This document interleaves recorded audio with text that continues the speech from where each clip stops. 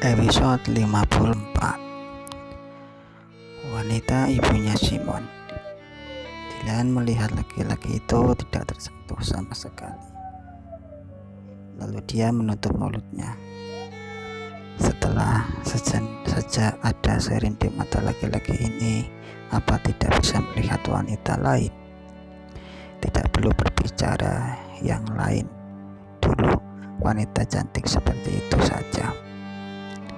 Nyatanya, walau setelah laki-laki itu melihatnya, reaksinya juga setenang itu. Kamu tidak merasa wanita ini sangat cantik? Devan menoleh, melihat pintu menutup di belakangnya. Ujung bibirnya melengkung sedikit, senyuman datar. Apakah benar-benar cantik? Mengapa tidak terlihat olehnya? Melihat raut wajah kamu, kenapa berminat? Perlu aku bantu? Dylan dibuat tersedak oleh karenanya. Tidak bisa berbicara lagi. Dia membalikkan badan dengan kuat, memukul-mukul tiang sekejap. Ternyata benar, orang yang sedang jatuh cinta itu kecerdasannya menurut menjadi nol besar.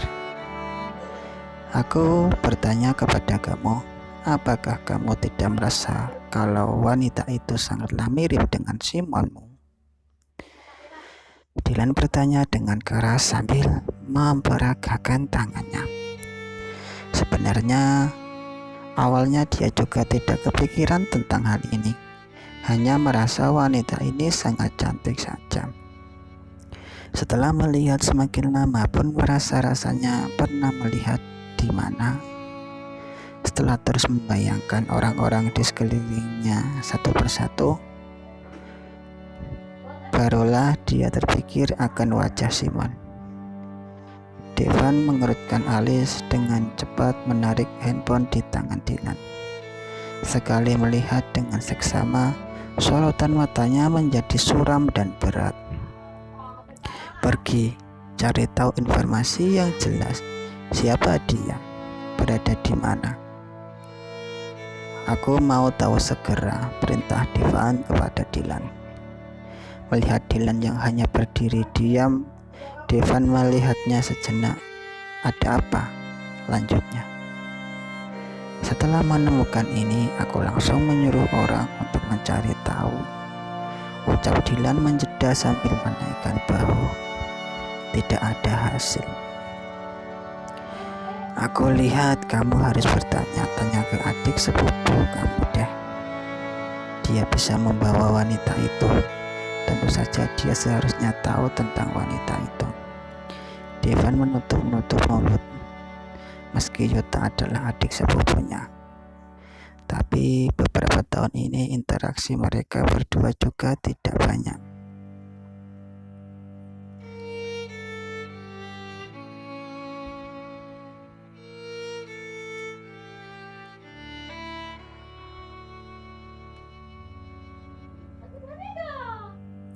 Mana dia? Di restoran hotel. Ayo, ajak Devan segera.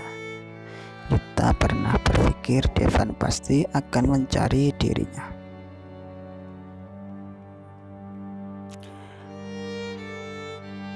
Namun dia tidak menyangka Devan begitu cepat datang menemui dirinya. Meminum seteguk susu dari gelas di tangannya. Yuta menunjuk-nunjuk kursi kosong di depannya kepada Devan dan Dylan. Kak, sudah makan sarapan belum? Tawari Yuta memulai bicara. Mana wanita itu? Devan tidak ingin berputar-putar topik. Tanpa basa-basi langsung saja bertanya kepada Yuta. Yuta mengerutkan dahi. Kamu jangan bertanya kepadaku. Aku lebih tidak tahu lagi dari kamu tentang wanita itu. Dia sendiri yang datang mencariku.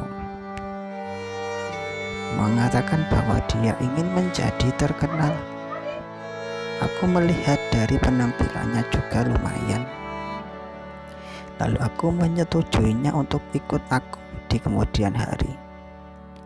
Alhasil setelah pesta berakhir malah lari tak berjejak. jelas Yuta sambil mengangkat gelas lagi dan meminum susu. Kenapa, Kak? Apa kamu juga menyukainya? Kamu bukannya pernah bilang sudah.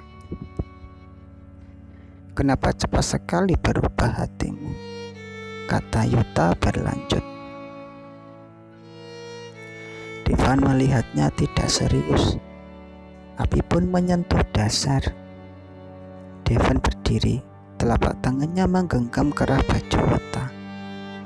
Aku beritahu kamu, dia mungkin adalah wanita yang melahirkan Simon.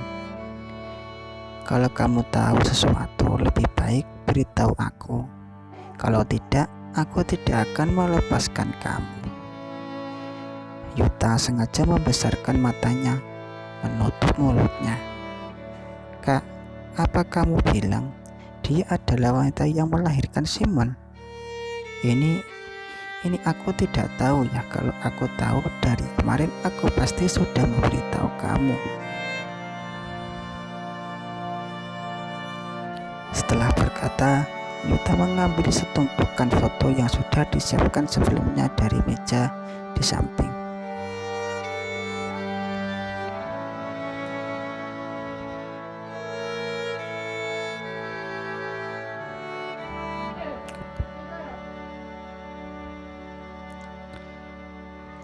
Kamu lihat, aku juga bukannya pagi-pagi sudah pergi untuk mencarinya, bukan?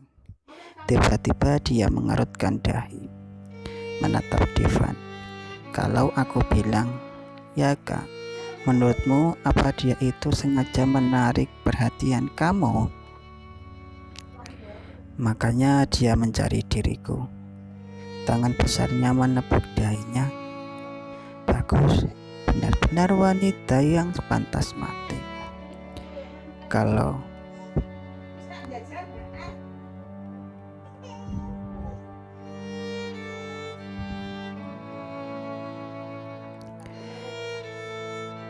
Devan yang dengan teliti menilai raut wajah Yuta. Alisnya terangkat-angkat. Yuta melepaskan tangan Devan yang ada di kerah bajunya. Kak, menurut kamu aku adalah alasan apa sehingga tidak?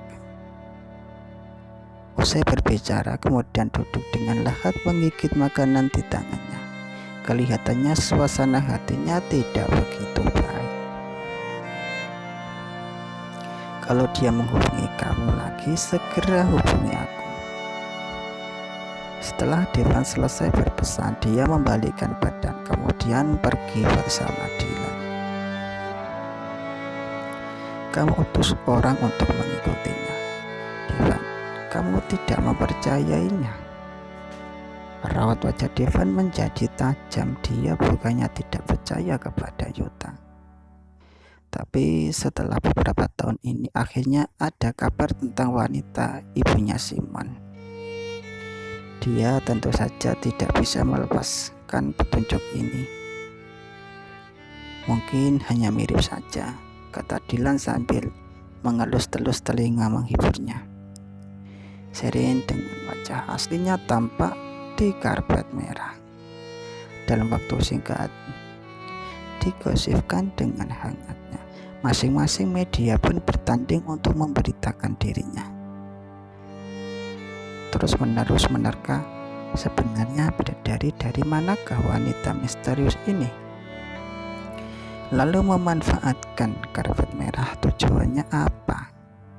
Dan Yuta serta perusahaan Clover karena ini juga kembali terdorong ke tingkatkan atas berita terbaru.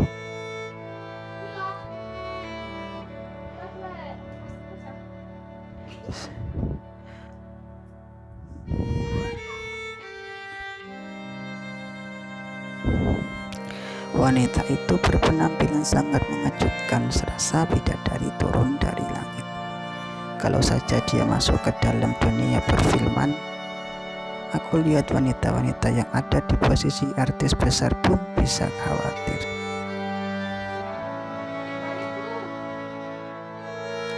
Dia begitu cantiknya.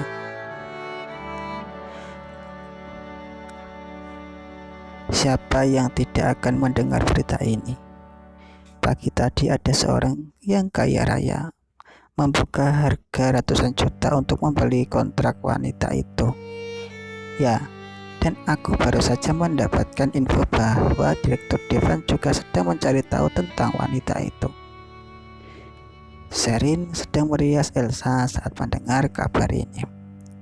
Dia dengan jelas merasakan badan Elsa pun tersentak gemetar, dan dia sendiri juga merasa hatinya tidak tenang. Respon laki-laki ini juga sangat cepat sekali ya. Tetapi Sherin tahu mengapa laki-laki itu mencarinya. Darah Ciput, ruang kantor Gabriel. Kamu bilang wanita itu kemungkinan adalah Simon. Jari jemari Gabriel memegang handphone karena gelisah menjadi agak gemetaran. Di telepon seberang sana, Gary menganggukkan kepala. Benar, ada orang yang melihat Devan pergi mencari Yuta. Mendengar Gary menyebutkan nama Yuta, wajah Gabriel pun menjadi agak dingin. Dia benar-benar tidak terpikir Direktur Clover ternyata adalah Yuta, orang yang setiap hari memanggilnya kakak ipar. Namun jelas-jelas tahu bahwa dia berminat untuk bekerja sama dengan Clover, malah sengaja tidak pernah menemuinya. Tapi sekarang dia jelas yang harus diperhitungkan oleh dirinya bukan Yuta, melainkan wanita misterius itu. Gabriel menutup teleponnya, kemudian menelpon ke papanya. Pak, dulu bukannya kamu bilang kalau wanita itu hanyalah seorang wanita biasa? Pasti tidak akan membuat ancaman apapun bagiku. Ayah Gabriel sedang berada di luar bermain golf dengan rekan kerjanya. Mendengar kata-kata Gabriel ini, jelas saja langsung terdiam. Melambai-lambaikan tangan ke tamannya, kemudian duduk di kursi di sampingnya. Apa maksud kamu? Kamu tahu tidak?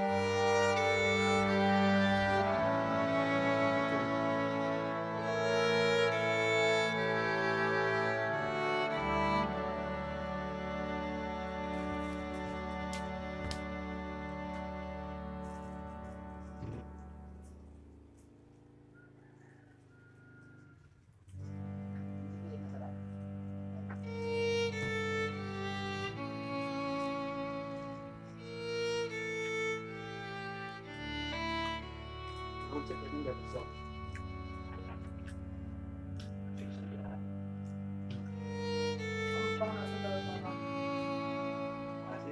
Dia tahu apa tidak tahu. Tahu sih bisa tahu. Biasanya dia aku sih